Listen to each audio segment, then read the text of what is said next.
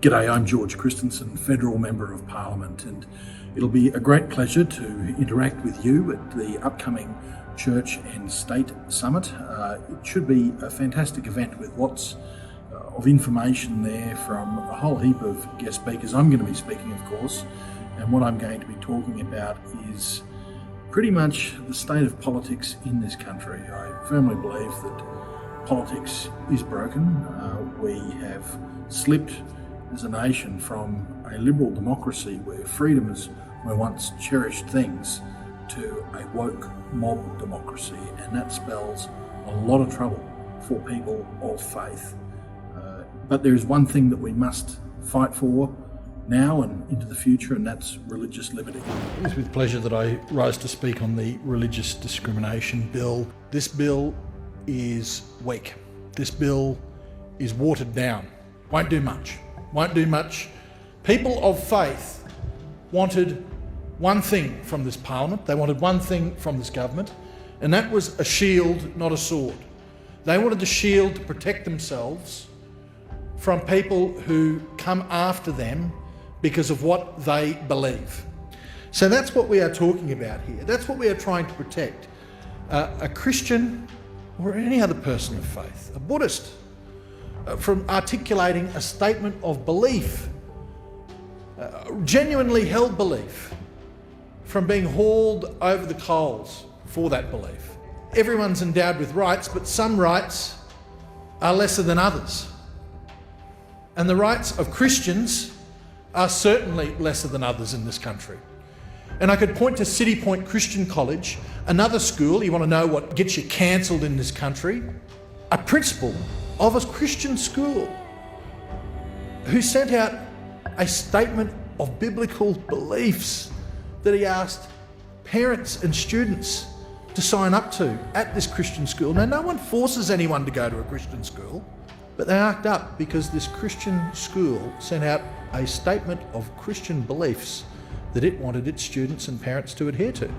And for that, fire and brimstone was rained down upon that college. This is where we've gotten to in this country. This is why this law is needed.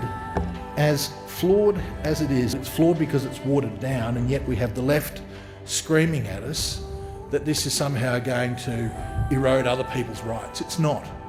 There's a view that permeates this place, I guess, that the almighty dollar and profits are more important than people's religious beliefs. We've sacrificed that protection for workers.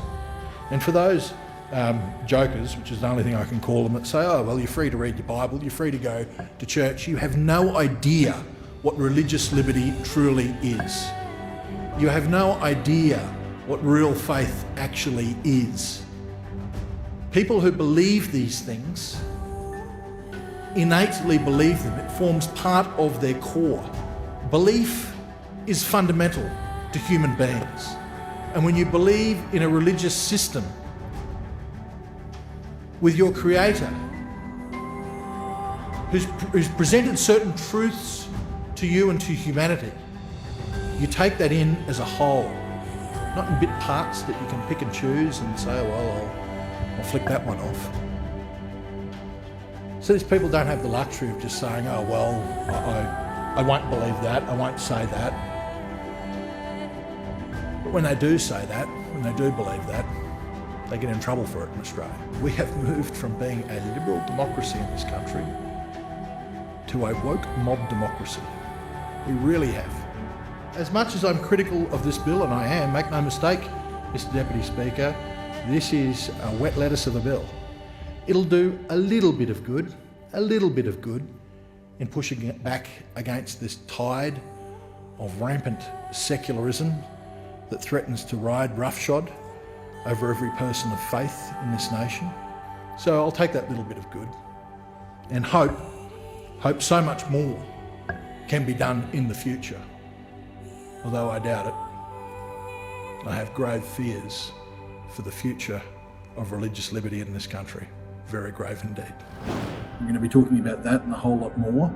I hope to see you there at Church and State.